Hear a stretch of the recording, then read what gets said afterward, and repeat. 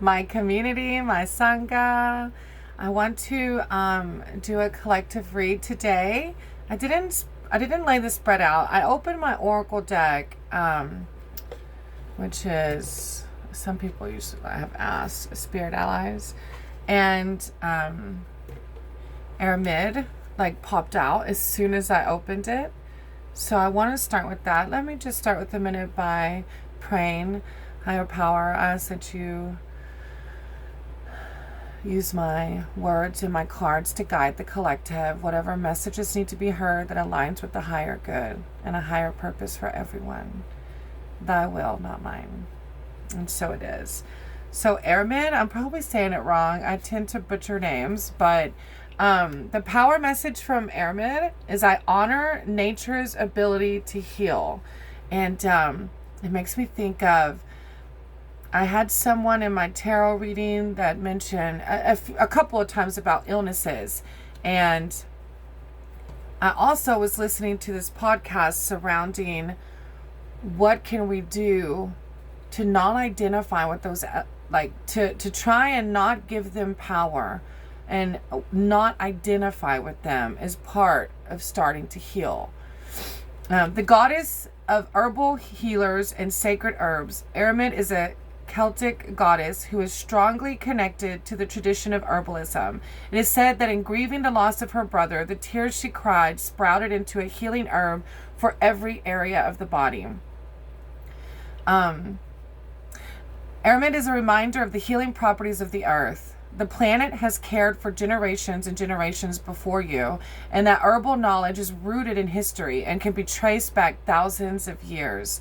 Whether you're an experienced herbalist or an evening tea drinker, herbs may have touched your life in one way or another. Your body is in tune with plant medicine, so take some time to connect deeper with them. You could do this by spending time in nature, turning to resources to identify herbs and native plants in your area, or by working with an herbalist to explore how you can include herbs in your life.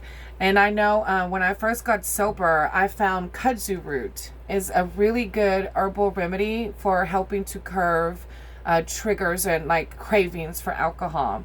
Now on the bottom of my Oracle deck, I have the snake card, and it's pretty cool that it's there. I actually got it in my personal reading the other day because as we're leaving the year of the snake and going into the fire horse, we're shedding that old skin. 2026 is going to be a huge year for the timeline split. So when we live through love, we're ascending. We are on a higher timeline, an ascending timeline. It doesn't mean we're better than anybody else. It's just that we're choosing to live in love. We're choosing, because we all have free will, to not be triggered by the 3D world. However, there's, of course, another timeline, which is the descending timeline. And it's those that choose to live in ego, that choose to be in turmoil by the 3D world, whether they realize it or not, right? They might not realize it yet. We're all on our own journeys. But if you are in awareness now, if you are what they call awoken, ascending, then you're shedding this snake skin. I flow with the cycles of life. And we have multiple cycles in one lifetime. Intertwined within the cycles of life and rebirth, Snake knows a thing or two about removing what no longer serves them. And that's exactly what the ascension pathway is about. What no longer aligns with my higher self. And reflecting on how you can remove yourself from those situations, people, places, and things. Once Snake sheds its skin, it emerges brighter and bolder than before. With this deep connection to the cycle of nature and the universe, Snake urges you to release what holds you back from being the highest version of yourself. You too can remove the layers of ego and expectation to transform into a more authentic version of yourself, a living embodiment of your soul. Knowing where to begin this process can be difficult, but have faith. Snake will help to guide you through this. And as each layer of the ego peels away, you'll soon see yourself in a new light. A vibration is rising along with your power to create your reality and manifest your dreams. And if you're having a hard time where to start with how to shed this ego, the biggest thing I could suggest is in my sober program, they taught us how to not to quit drinking or using, but how to live and be happy in this life. And part of that is by writing a resentment list. Where are we harboring these hard feelings? And then on that resentment list, we write down why. What is being attacked through this person? For example, I had a resentment towards administrators in the education system. The resentment was coming from the anger, the sadness that they were taking advantage of teachers, asking them to work, on their off time, which other professions don't do as much.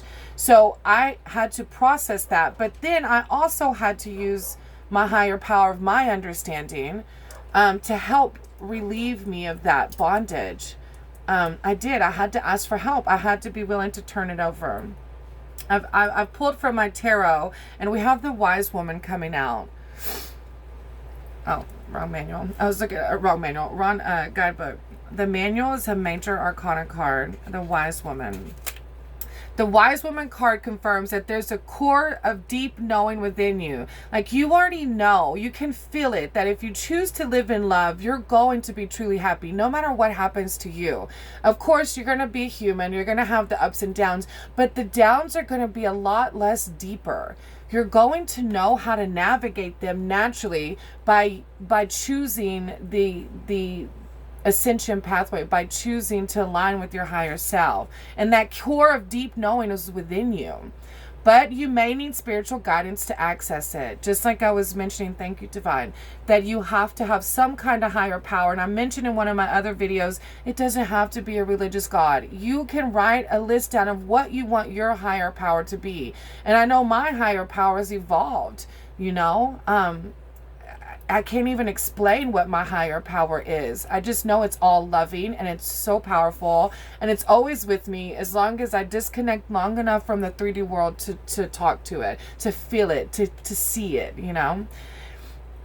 Wisdom takes time, devotion, patience, and above all, willingness to accept and commit to the path you choose.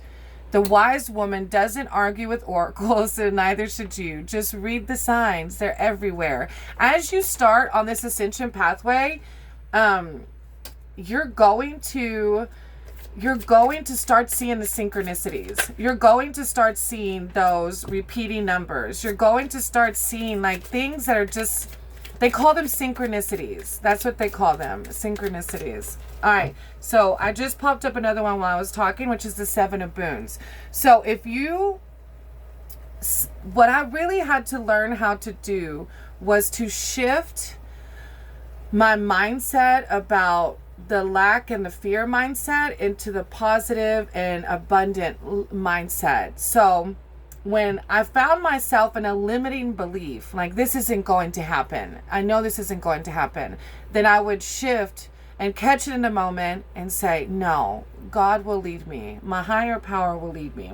So the Seven of Boons is coming out because you can see all the doors. This is your higher power coming through, showing you all the options you're having. And because you are doing the shadow work, because you're identifying those fears and those triggers, you're manifesting abundance of opportunities. Look at all these opportunities you have.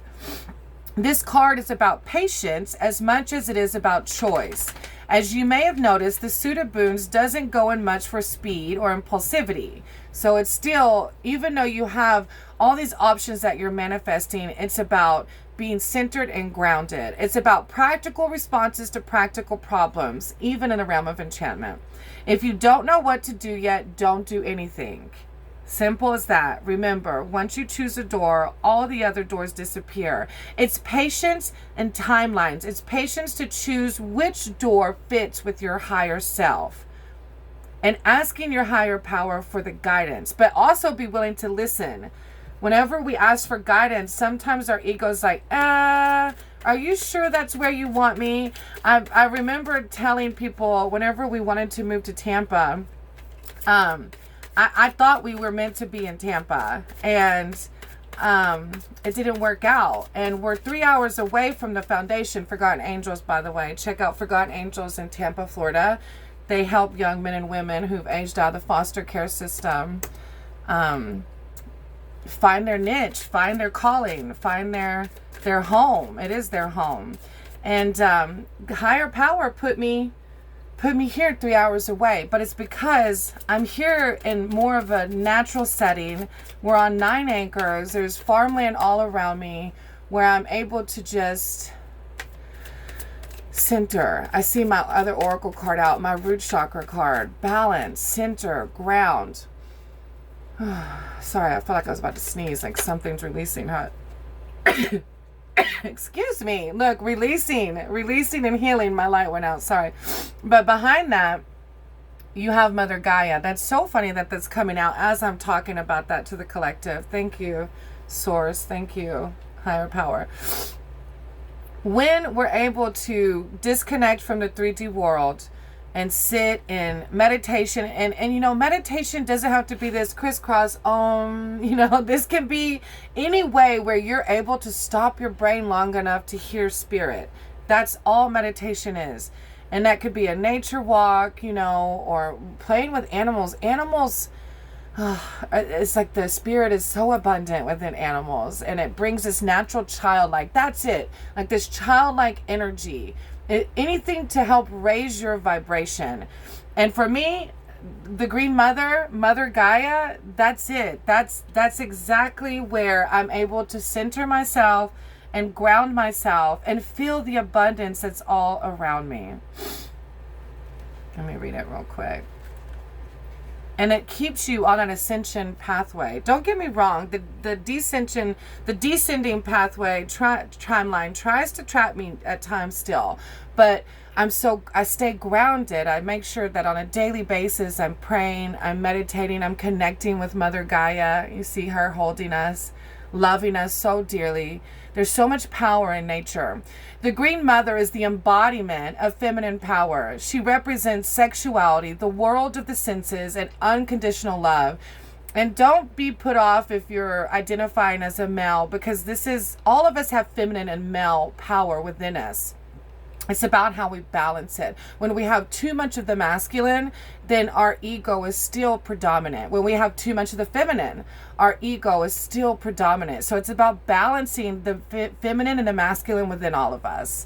So don't let that off put you. She represents sexuality, the world of the senses, and unconditional love. Oh, that's powerful, because that just came out in a message yesterday about unconditional love can heal anything. When we're not coming from a place of unconditional love, that's our ego. She is the essence of fertility. Call upon her when you need an increase in earthly support, a creative push, healing, a comforting care. The Green Mother wants you to remember what you nourish is what will grow. As above, so below. Like attracts like. What you nourish is what will grow. So if we put our energy into the politics that are raging us, the Alchemist calls it rage bait. I've never heard that word. And the Alchemist, you have to look her up on YouTube. She's an amazing Christian mystic. I don't know if she's Christian mystic or just a mystic, but she taught me about Jesus's word and how Jesus's word has been, you know, mutilated by organized religion to control people, and that's not at all what Jesus was trying to teach. But she talks about rage bait, where in this 3D world there's things like people and organizations that will trigger us, and she calls it rage bait. And she says she has this original song that she come up with all on her own, and it goes like this: rage bait, rage bait, what you gonna do? What you gonna do when it comes for you? Rage bait, because it's gonna happen. That's this world we live in. There's hurt people walking around, still asleep, living in their egocentric brain, like a timeline. And those hurt people tend to hurt other people. And so that's exactly where we get this rage bait from. But we have free will to whether we're going to respond with unconditional love, or are we going to fall back into an egocentric timeline as well. So what you nourish is what will grow. If I live in a place of unconditional love, I'm manifesting more unconditional love. So pay attention to where you put your energy. What a beautiful, and I feel like that's the message, right? This collective is doing the work, and I can see it on my live readings too. I'm so grateful for this Sangha, this spirit this spirit tribe we have, because I always say when one rises, we all rise, and we truly do rise together. And just connect with Mother Gaia as much as you can. You have 2 cards coming out asking you to connect with Mother Gaia. Definitely higher power is validating that you're shedding that old skin, you're manifesting multiple opportunities, and to seek that higher power, whatever that higher power looks like for you. And if you're in a moment where you're grieving and you feel angry at that higher power, write about it. Talk to that higher power. Do a 2-way letter where you tell your higher power how pissed off you are right now because you've lost a loved one, and write back as your higher power. Write yourself back like as if you were your higher power. And it just might be a little mind opening. And I encourage you to do it in Mother Nature. If you can find a spot that you're comfortable sitting in Mother Nature with, I just highly encourage you to do that. What a beautiful reading. I was a little worried about not pulling the cards beforehand, but I've been trying to not let my ego run my thoughts and to just go with the flow and to step aside and let Spirit talk. And Spirit came through. Thank you, Divine. Thank you, Source, for the message. And thank y'all for listening. Thank you for the thumbs up. Thank you for the comments. I can't even explain enough.